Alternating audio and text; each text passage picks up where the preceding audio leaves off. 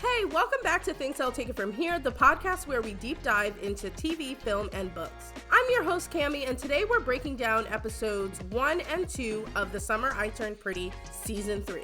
We're covering it all: the love triangle, the cheating scandal, secret hookups, and the slap that echoed through the frat house. And yes, that surprise proposal.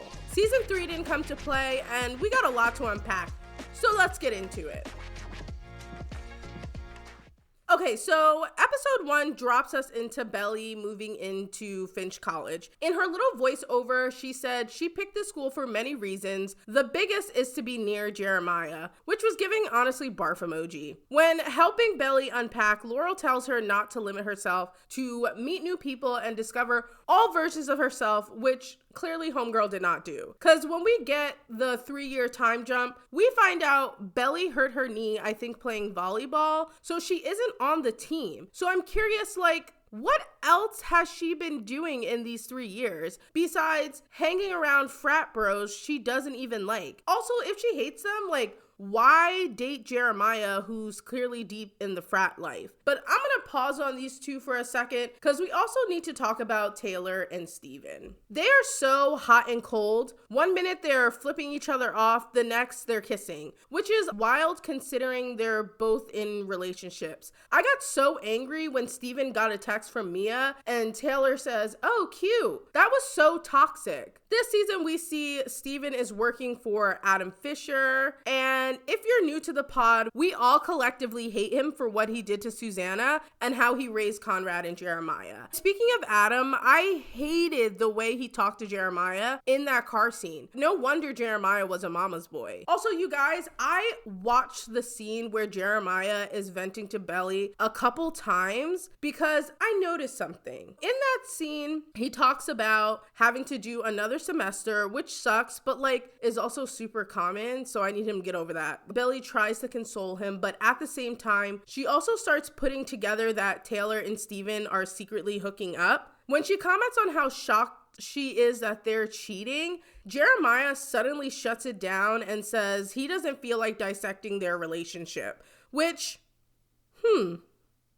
suspicious. Anybody else think he was feeling guilty there? 'Cause I do. And you know what else didn't sit right with me? After Jeremiah got off the phone with his dad, he skips dinner with Belly and Steven because he needs some time to process that conversation, which I understand, that was a lot. But I guess he only needed an hour or two because somehow he still had energy to show up at that frat party later that same night. I feel like they're really trying to make us hate him this season, and it's kind of working. But something that stood out to me during that dinner scene between Belly and Steven is when they start talking about Jeremiah, and Steven actually takes Adam's side and he says Adam shouldn't be stuck paying off Jeremiah's $20,000 bill because he's forgetful. And then Steven also starts calling Jeremiah out for all the annoying stuff he does, not mentioning the Cabo trip and just being forgetful and constantly falling behind on things. He even says that's what caused Belly and Jeremiah to break up.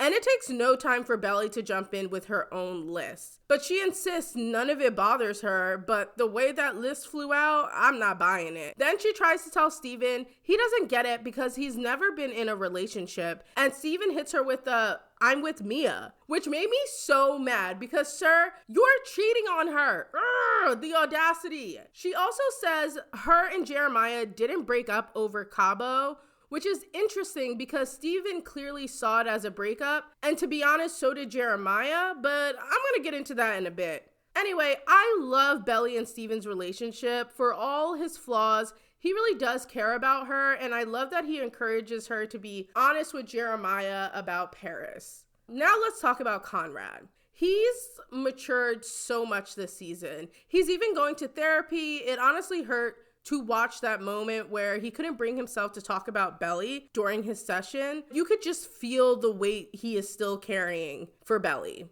We also meet his friend/ex,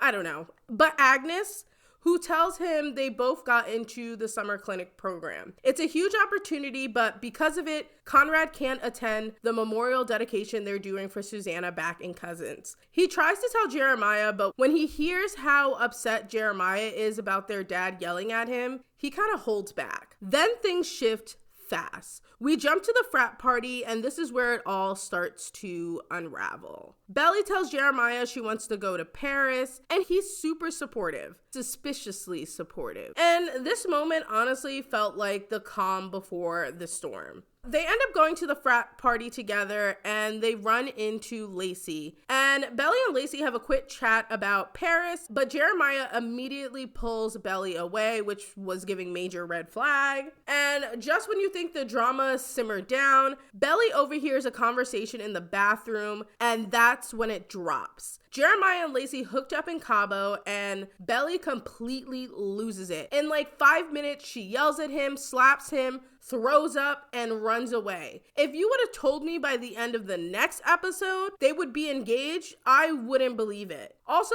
when she yelled at him and said, "You know I only slept with one other person," and he was like, "I know," that was them quietly acknowledging that it was Conrad she lost her V card to. And honestly, that kind of gave me the ick. Like, yikes, your girlfriend really lost her V card to your brother. And it's weird to think about it like that. That's why this is fiction. Because if this was real life, baby, like that conversation would have went very different. But anyway, that's how episode 1 ends. And the next episode opens with the infamous Cabo fight. So let's talk about the Cabo fight, because this scene was messy as hell. It starts off casual. Belly sees something on Jeremiah's laptop about his flight, and she's like, "Wait, you're going to Cabo?" And he tries to play it cool, saying he told her, even though he didn't, which, red flag. Like, not the gaslighting. She says she thought they were maybe meeting up in Cousins, and he'd been talking about spending more time with his dad. But instead of answering that, he gets defensive and accuses her of guilt tripping him. And from there, it spirals. She asks what's going on with him, and instead of being real, he tells her to stop writing him. He's clearly upset, probably about his grades, his dad, feeling behind in life, but instead of owning that, he takes it all out on Belly. Then he passive aggressively invites her to Cabo, but then Belly kind of points out the real issues and like calls him out on like his projection basically. And then she also says she doesn't want to crash his boys trip. And Jeremiah's like, "Oh, it's not just a boys trip, like sororities are going too." And Belly's like, "So girls were invited to Cabo, just not girlfriends?" And that's when Jeremiah hits her with "I'm not interested in whatever wet t-shirt contest or whatever it is you're picturing." And I was like, sir, she never said that, but it's weird you brought it up, Jeremiah. And I think that moment says a lot, right? Like, he's defensive and spiraling and projecting insecurities all over the place. He compares himself to Conrad, and when Belly pushes back, he completely loses it and says, "Let's just end it." Belly, stunned, just says fine. And here's the thing, it wasn't some like clean mutual breakup. The energy was so chaotic, and later when they reconnect, Belly literally says, "We never stopped being together," and Jeremiah doesn't correct her. Instead, he says he messed up and almost lost her. And I think that says everything. So technically they were broken up when he hooked up with Lacey, but emotionally it still feels like betrayal. He never even told her. She had to overhear it in a bathroom at a party. Like, that's shady as hell. And can we please talk about the bracelet? This man really slept with Lacey twice and said he was on the beach thinking about Belly and came back with a cheap bracelet. To all my listeners, may this love never find you. And if it does, I hope you at least get a yacht, because that's just the beginning of what you are worth. Now, watching Belly spiral in episode 2 was really sad to see. Like, you could feel how betrayed she felt. And I'm glad her roommate didn't let Taylor into the room, because I think she needed to go through the wave of her emotions. And listen, I like Taylor, but I don't like the way she is moving this season. Her yelling at Jeremiah about cheating when she's doing the same thing, was crazy to me. I felt bad when Steven got into the car accident. I think he really tried to do the right thing with ending things with Mia, but I want to know, how did he break up with her? Did he tell her the truth? Did he take accountability? And why did Taylor get into the car only to get out 5 seconds later? I need them both to get it together, but I don't know, y'all. I felt bad when Taylor realized she wanted to be with Steven after he had changed his mind. And I feel like if they don't resolve the issues by the end of the season, I think they're going to get a spinoff, because I think they're getting a lot of attention right now. And we already know Jenny Han has had a successful spinoff from one of her series. So I can see a potential spinoff here. I think that's why there's so much screen time for both these characters this season, because they weren't even large characters in the books. They weren't even together in the books. So that's just my hunch. I think there's going to be a spinoff.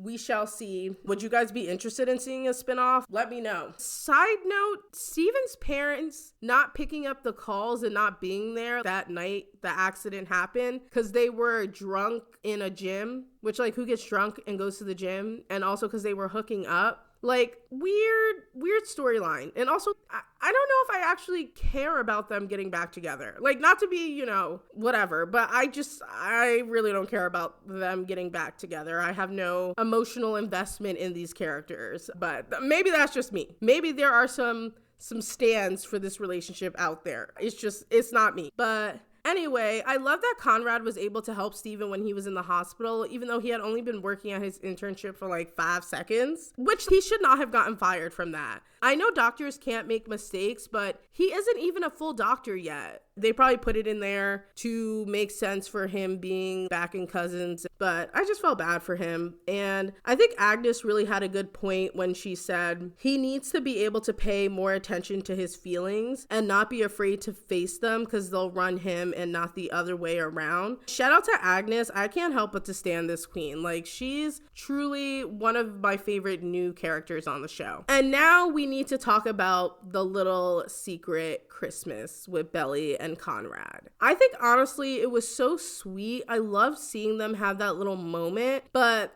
Belly equating that to what Jeremiah did is kind of crazy to me. I know Team Conrad was definitely happy to see this little Christmas scene, but from what I've seen online, Team Jeremiah is saying Belly was emotionally cheating on him in that scene. And I wonder if now that Belly and Jeremiah have gotten back together at the end of episode 2, if she'll tell him about that little Christmas getaway at Cousins. Let me know what your thoughts are. Was she emotionally cheating? Was it just an innocent little moment? Or is it the same thing Jeremiah did?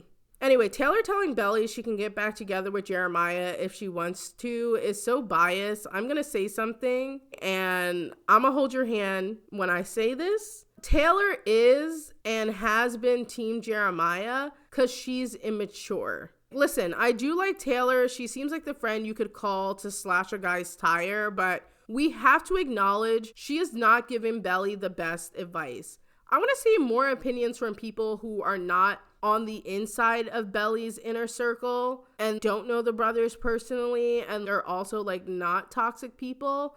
Give Belly advice. And I'm hoping that person will be Belly's roommate. I hope we get more scenes with her because, I think Belly needs someone who's not in this world to give her advice. And that brings us to the proposal. I have so many thoughts about this proposal. I mean, they literally made up, a day, 2 days after they had their blow up. Like, that's so crazy to me. Like, girl, the last time you had a conversation with this man, you were throwing up. Your body was literally telling you need to expel this man from your life. It's just crazy that this proposal happened so quickly after that.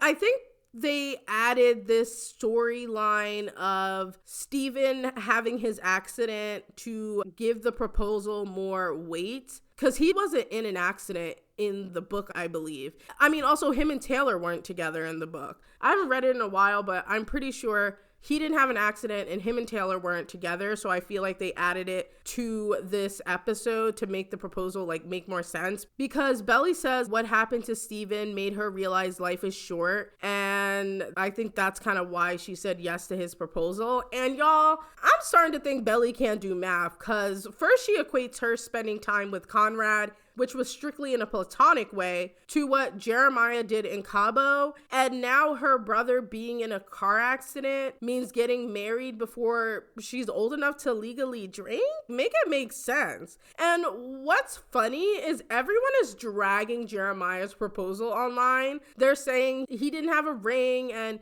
he didn't get down on one knee and he's just doing this so he can get Belly back. And I honestly agree with that, but I guess we will have to keep watching to see what happens next. And that's it for episode 1 and 2. I don't know about y'all, but if this is how the season starts, we are in for a ride. I'll be dropping weekly reaction episodes as the finale season airs, so if you want to join the group chat and overthink every little moment with me, this is the place. There'll be hot takes, special guests, and plenty of tea. So make sure to follow Thanks I'll Take It From Here wherever you listen to your podcast, and come find me on socials at Take It From Here Pod on TikTok and Instagram, and tell me whose side you're on this week. See you next episode. Bye.